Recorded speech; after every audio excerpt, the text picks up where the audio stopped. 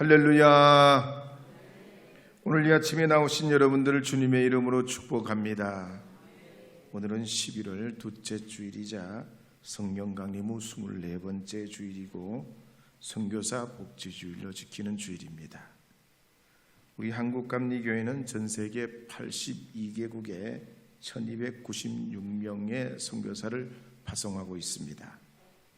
또 세계선교협의회의 2002년 통계를 보면 아시아의 13,188명, 북미의 2,052명, 유럽의 1,970명, 아프리카의 1,931명, 중동의 1,038명, 중남미의 1,031명, 남태평양의 654명, 기타 나라의 340명으로 전 세계 169개국에 22,204명을 파송하고 있습니다. 선교 유형별로 보면 개척교회가 1,890명, 제자훈련이 5,699명, 지도자 양육이 2,774명, 현지 지역 선교협력에 2,404명, 교육선교에 2,013명, 선교동문에 1,936명, 선교교육에 1,716명, 캠퍼스 선교에 1,553명, 기타 국내외 난민사역과 MK사역, 다문화사역, 방송미디어 사역에도 선교사를 파송하고 있습니다. 교단별로 보면 43개 교단이 파송하고 있고 초교파 선교단체가 185개가 선교사들을 파송하고 있습니다. 그러면 왜 선교사 복지주일로 지키냐? 코로나 이후에 선교사 활동이 재개되고 활발해지고 있지만 선교사들의 연령이 고령화되고 있고 은퇴 선교사를 위한 대책이 전무합니다. 해외 선교뿐만 아니고 국내 선교도 마찬가지죠. 한국선교신학회에서 보낸 보고서에 보면 한국교회는 현재 코로나 이후에 포스트 모더니즘의 문화가 잠식되어서 탈권위, 탈성경, 탈교회화가 뚜렷하게 이루어지고 있습니다. 그래서 이에 관계된 교수들이 낸 책에서 관계중심전도, 소그룹중심전도, 문화사역 중심전도, 지역사회 중심전도, MZ세대 전도에 대해서 권면하고 있는데 이 모든 전도 전략의 공통점은 뭐냐면 우리 사회가 더 분화되고 복잡해졌기 때문에 과거의 선교 방식에서 탈피해서 더 전문적으로 더 포괄적으로 선도적으로 선교해야 가능하다라는 겁니다. 그래서 우리 교회도 우리 지역과 세대를 아우르기 위해서는 예배 중심으로 주일날 모였다 하는 것도 물론 의미가 있지만 선교에는 더 촉을 예리하게 해야 됩니다. 띄엄띄엄해서 결코 선교가 먹히는 시대가 아니라는 얘기입니다. 가능하면 더 세밀하게 열매 맺을 수 있도록 예수님 사랑과 봉사로 주의 복음 들고 우리가 살아가고 우리 삶 속에서 우리 이웃과 형제들에게 복음이 스며들고 복음 안에 살아가는 삶이 무엇인지 실현해 갈 때 이 복음의 열매가 맺게 되는 줄 믿습니다. 이 선교사 복지주의를 통해서 우리 교회와 우리 한국교회가 선교에 대한 전략과 미래에 대해서 더 깨어있고 또 도전받는 그런 거룩한 주일 되기를 바랍니다. 온 세상 위하여 505장 한번 부르겠습니다. 1절 부르고 간주하고 2절 하겠습니다.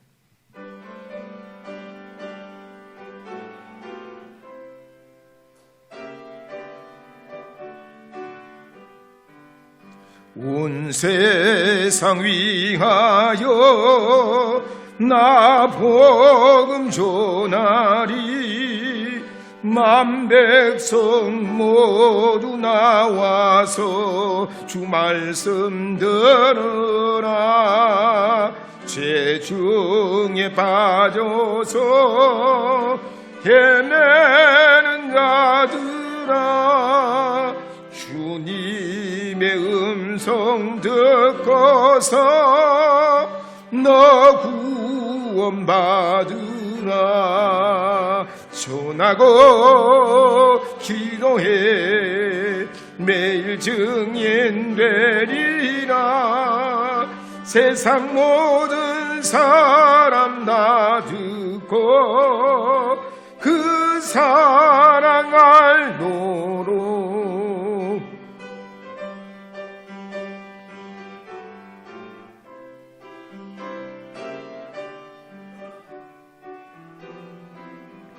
온 세상 위하여 이 복음 전하리. 저죄인에게 하고서 주 예수 믿으라.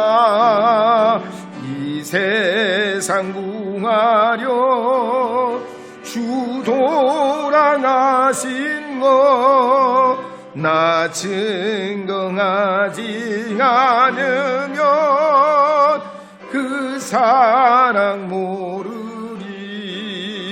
전하고 기도해 매일 증인 되리라. 세상 모든 사람 다 듣고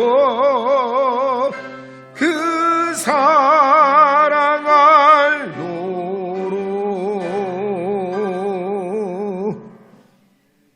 저는 오늘 여호수아서 24장 1절에서 3절 상반절과 14절에서 25절 말씀을 중심으로 새로운 삶으로 이끄시는 하나님, 새로운 삶으로 이끄시는 하나님, 이 제목으로 말씀을 선포하려 합니다. 24장 1절 읽어보겠습니다.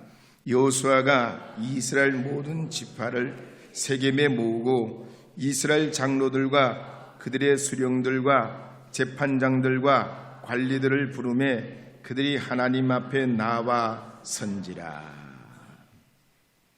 여호수아서는 모세의 후계자인 여호수아와 이스라엘 백성들이 가나안을 정복해 가는 이야기입니다.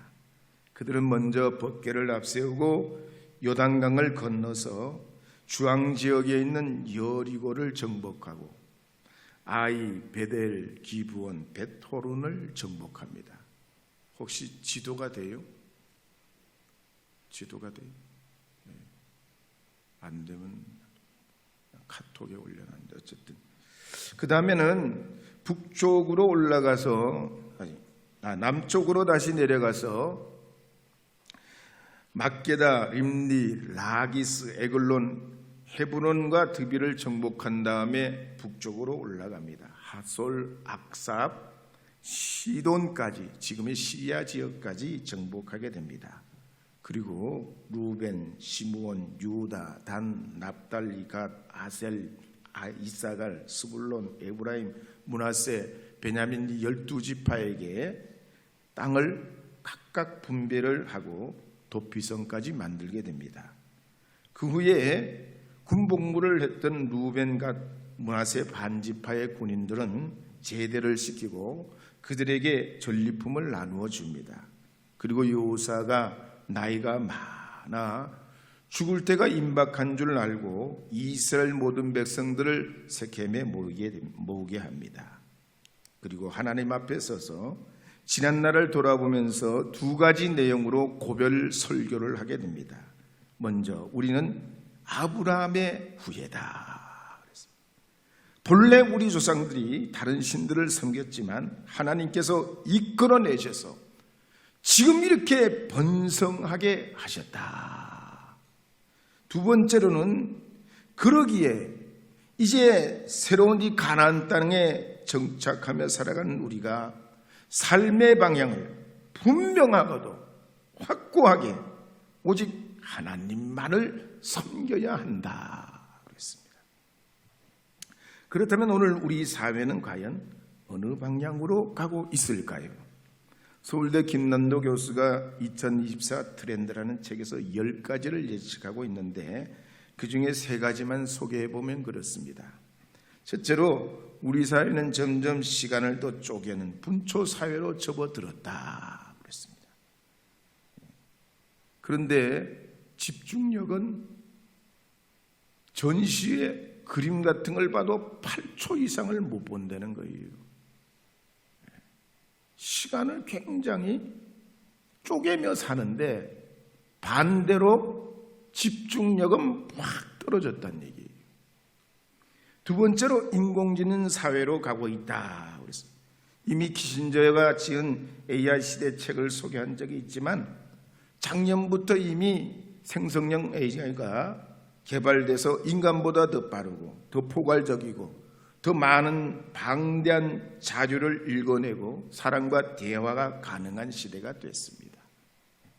세 번째로 우리 시대는 육각형 인간을 추구하는 시대라 그랬습니다. 육각형이 뭐냐면 물이 육각수가 좋은 물이듯이 사람도 외모, 패션, 학력, 자산, 직업, 집안, 성격, 특기가 약점이 없는 완벽한 인간형을 추구하는 시대라는 겁니다. 가령 프랑스의 젊은 사람들은 한 개 이상 외국어를 구사하고 잘하는 스포츠가 하나 있어야 되고 잘 다루는 악기가 하나 있어야 되고 잘할 수 있는 요리가 하나 있어야 되고 거기에 공공이익에 참여하고 약자를 돕는 인간상이라야 이겁니다. 우리나라는 뭐냐? 부채 없는 아파트 30평 하나, 급여가 월 500 이상, 자동차는 2000cc 중형 이상, 통장 잔고는 1억 이상, 해외여행은 1년에 한 번 이상. 우리나라와 프랑스가 다른 점이 뭡니까? 우리는 다 돈이에요. 깝깝해요. 정말 깝깝해요. 이런 트렌드의 삶에는 오래 지속이 못 됩니다. 왜냐하면 과거에 일본이 바로 이렇게 살았거든요. 지금 쇠락해 가잖아요. 거꾸로 처박히잖아요. 또 사람을 A, B, C, D 돼지나 소처럼 등급을 나누어서 존재 가치를 부여해서는 안 되는 거죠. 많이 보는 사람 A등급, 못 보는 사람 D등급. 이건 아니라는 거지요. 그렇다면 우리가 우리 삶을 어떤 방향으로 나아가야 할까? 어디로 우리의 초점을 맞춰야 할까?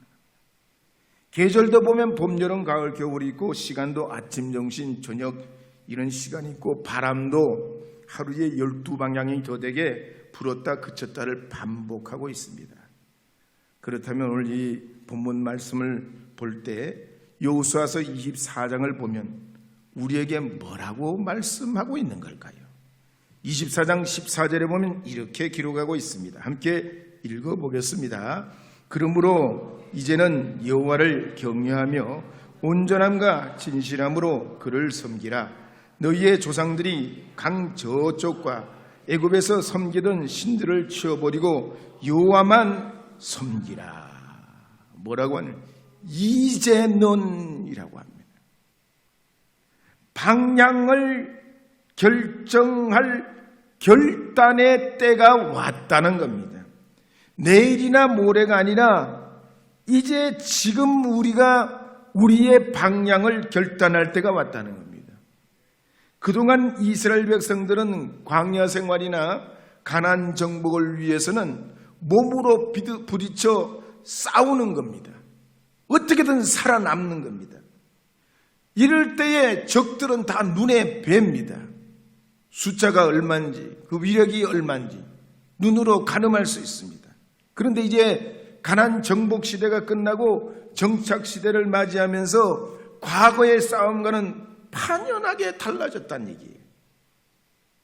목숨 걸고 단판 승부하는 거가 아니라 야성과 의욕만 가지고 그냥 뛰쳐나가는 투사가 아니라 이 가나안 정착 시대는 더 깊은 성찰, 더 넓은 지혜, 영적 싸움의 시대라는 겁니다. 그래서 그 첫걸음을 위해서는 이제 하나님 앞에 결단해야 된다는 겁니다. 하나님을 경외하고 하나님보다 더 귀하다는 우상들을 버려야 한다는 겁니다. 영국의 센트 앤드루 루이스 대학의 신약학 교수로 있는 톰 나이트는 우상시대의 교회 사명이라는 책에서 지난 우리 사회가 50년 동안 다양한 이교주의에 빠져 있다고 주장합니다. 첫째는 하나님 없는 무신론입니다. 무신론. 우리 사회도 통계를 보면 무신론이 점점 확대돼요. 많이 잡는 사람은 50% 이상이 무신론이라고 그래요.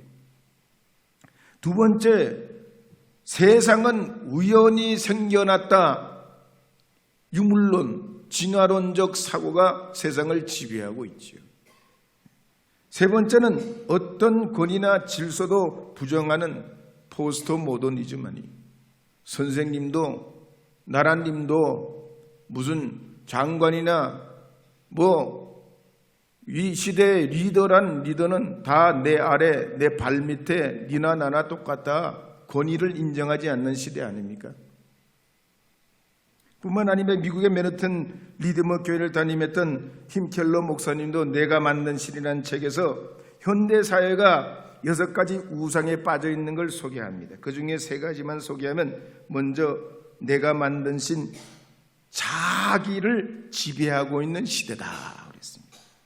물질이나 병이나 외모나 이념이나 쾌락이나 도박이나 성공이나 건강이나 자유나 물질 같은 곳에 꽂히면 그게 전부라는 거예요.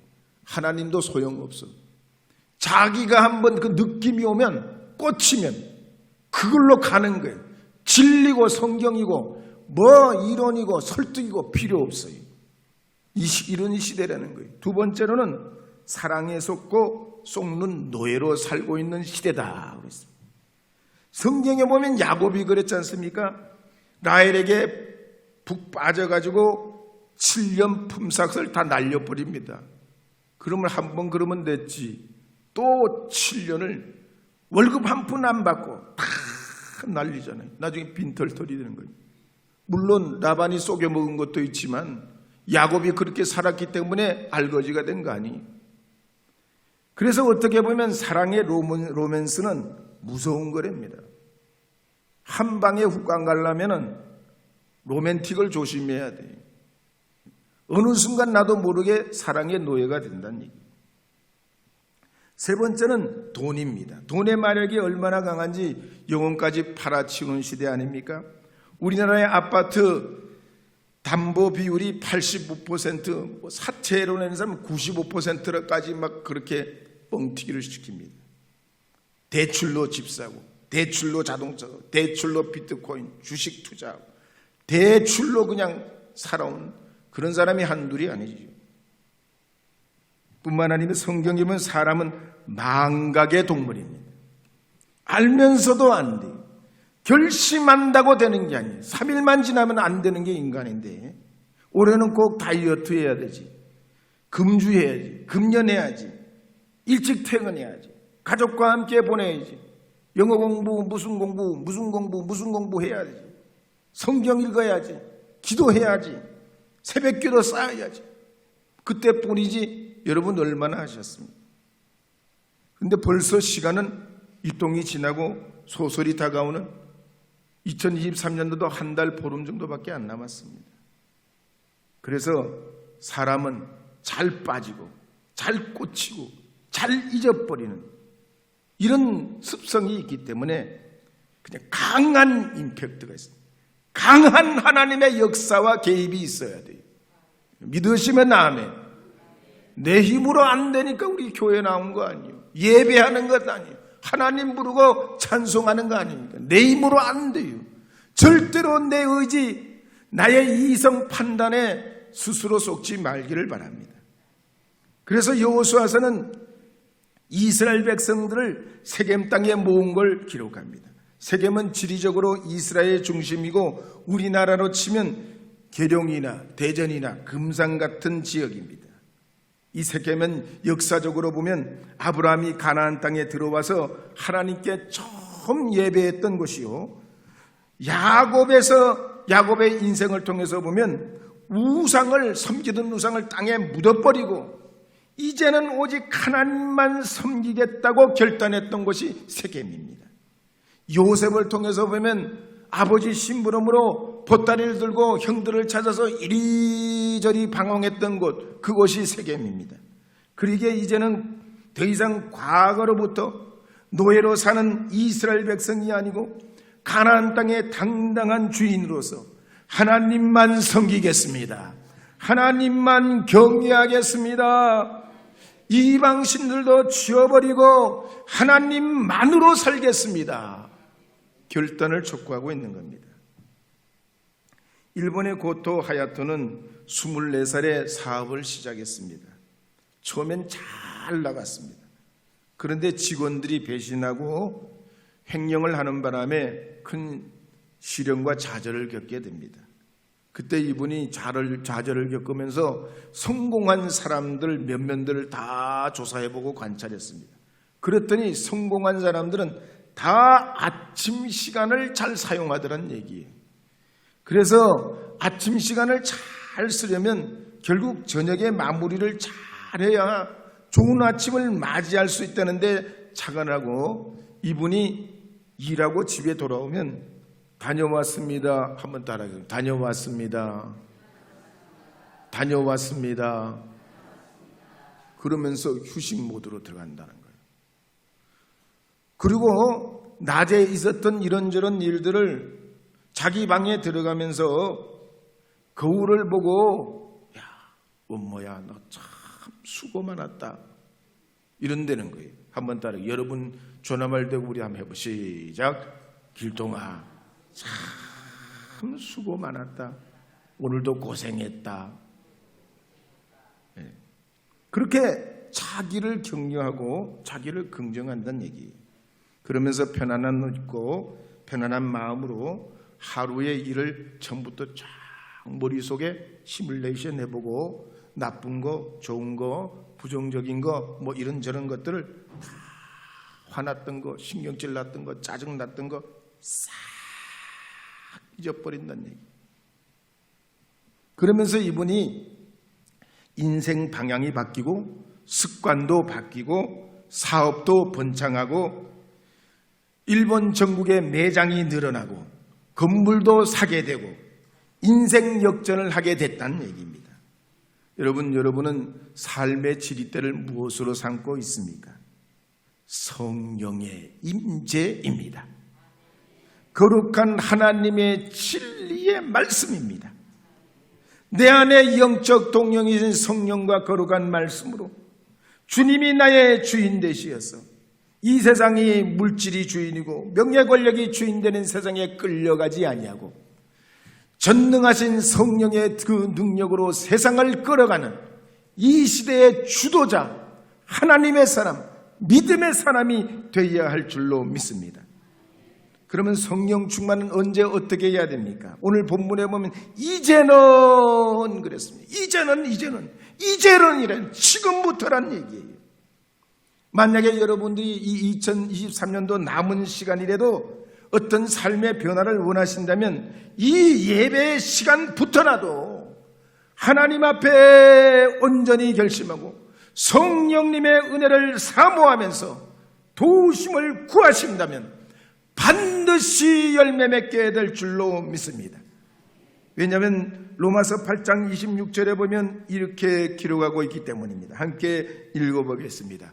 이와 같이 성령도 우리의 연약함을 도우시나니 우리는 마땅히 기도할 바를 알지 못하나 오직 성령이 말할 수 없는 탄식으로 우리를 위하여 친히 간구하시느니라. 아멘. 아멘. 아멘. 성령님이 우리를 도우시는 줄 믿으시기 바랍니다. 그러면 오늘 이 본문을 볼 때 구체적으로 우리는 우리의 도우시는 성령을 통해서 어떻게 삶을 시작해야 될까요? 여호수아서 24장 23절에 보면 이렇게 기록하고 있습니다. 함께 읽어보겠습니다. 여호수아가 이르되 그러면 이제 너희 중에 있는 이방신들을 지워버리고 너희의 마음을 이스라엘의 하나님 여호와께로 향하라 하니.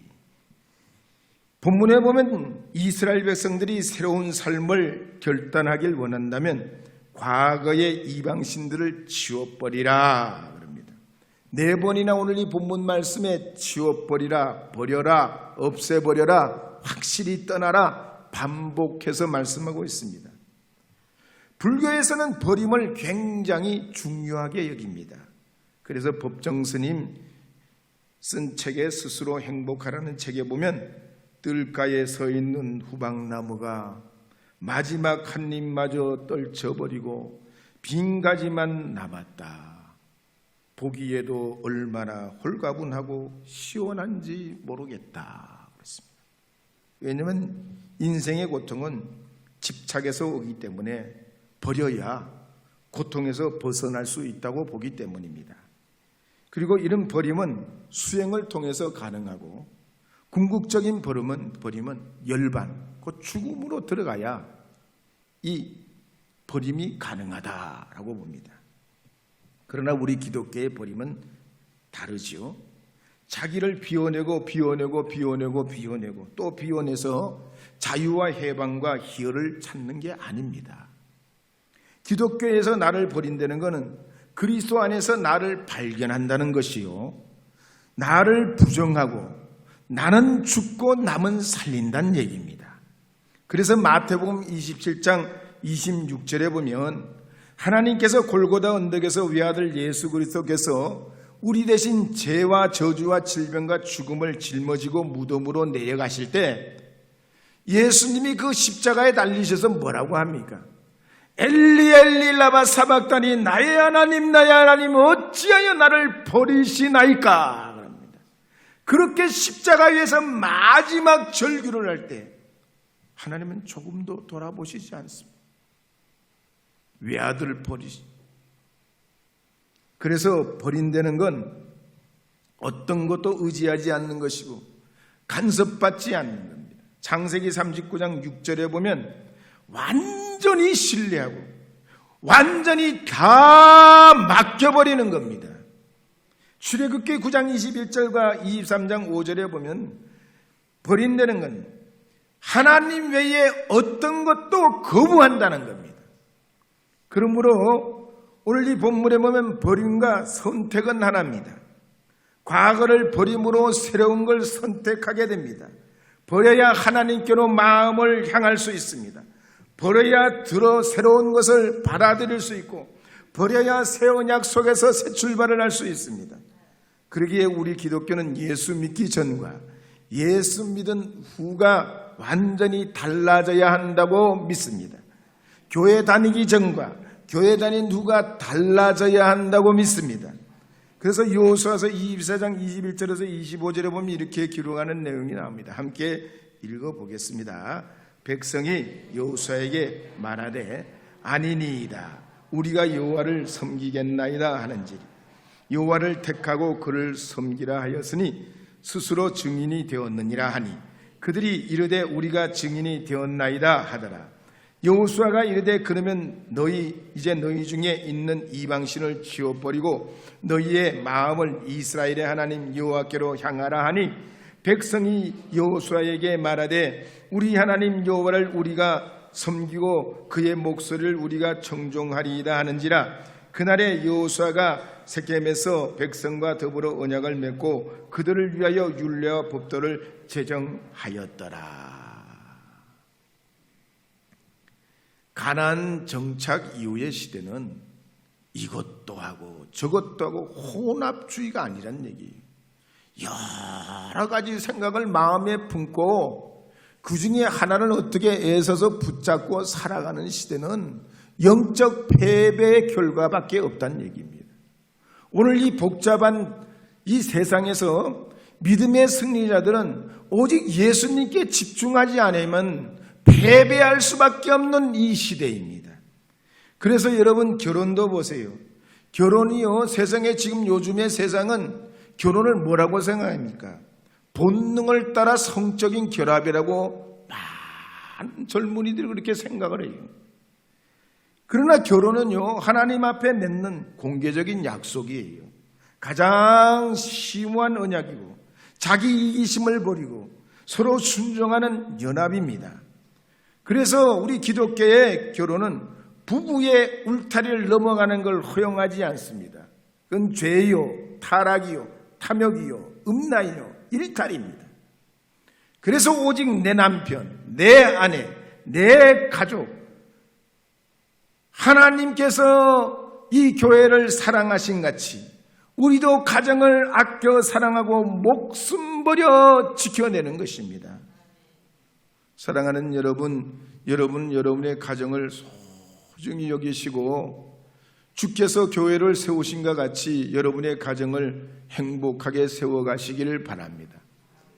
선교사 복지주일 맞이해서 멀리 선교 나가려고 그러지 말고 여러분에게 주신 여러분의 가정을 잘 지켜내가지고 아름다운 텃밭이 되게 하시기를 바랍니다.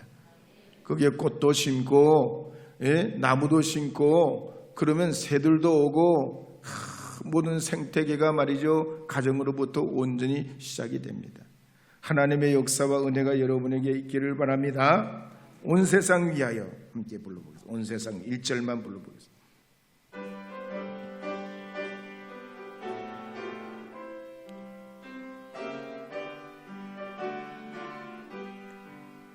온 세상 위하여 나 복음 전하리 만백성 모두 나와서 주 말씀 들으라.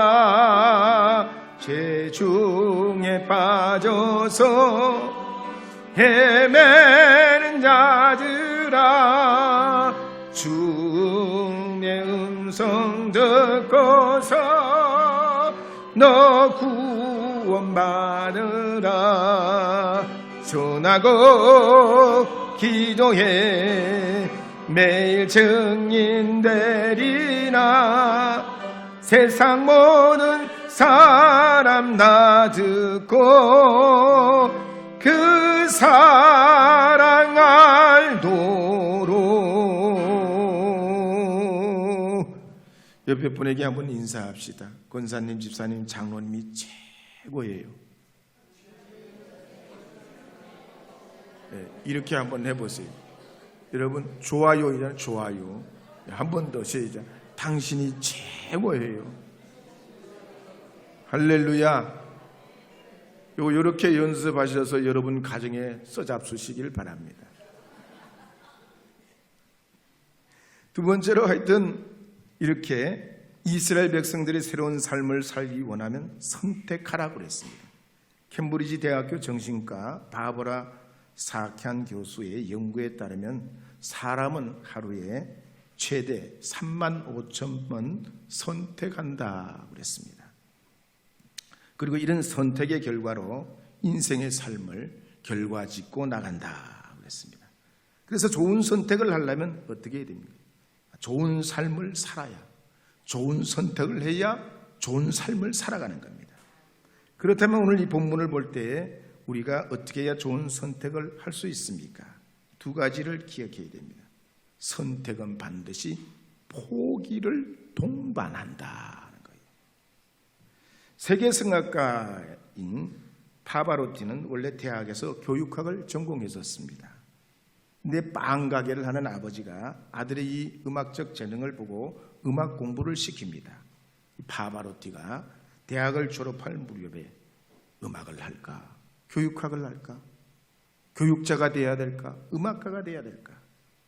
굉장히 고민하고 갈등하게 됐습니다. 그때 아버지는 이 아들을 불러놓고 의자 두 개를 크게 벌려놓고 이 두 의자 중에 양쪽 의자에 다 앉을 수 있는지 물어봅니다. 어느 의자에 앉아야 되냐? 네가 앉으려면 어느 의자에 앉아야 돼? 선택해야 된다. 하나는 버려야 되고 하나는 선택해야 된다는 겁니다. 결국 이 파바로티는 음악을 선택했고 세계적인 성악가가 됩니다. 강철란 카네기도 기자들이 성공의 비결을 물을 때 나는 하나님이 주신 수만 번의 기회 중에서 아주 중요한 몇 번의 기회를 잡았을 뿐이라 그랬습니다. 그러기에 여러분 이제 한 달 반 정도 남은 이 올해 2023년에 주님으로 사는 걸 미루지 마시기를 바랍니다. 특히 로마서 12장 2절에 보면 이렇게 기록하는 말씀이 있습니다. 함께 읽어보겠습니다. 너희는 이 세대를 본받지 말고 오직 마음을 새롭게 함으로 변화를 받아 하나님의 선하시고 기뻐하시고 온전하신 뜻이 무엇인지 분별하도록 하라. 이제 늦가을이 되고 초겨울로 접어드는 때가 됐습니다. 나무들은 다 잎을 쏟아냅니다. 그렇지만 살아있는 나무는 새봄이 오면 다시 순을 내고 또 가지와 잎을 내서 새로운 미래를 살아가게 됩니다. 여러분들께서도 새 시대 새 믿음 큰 하나님의 사람이 되려면 여러분들께서 떨쳐버릴 걸 떨쳐버리고 새로운 선택으로 하나님께서 이끄시는 주님이 인도하시는 여러분의 인생과 삶을 살아가시는 이 한 주간이 되시기를 주의 이름으로 축복합니다.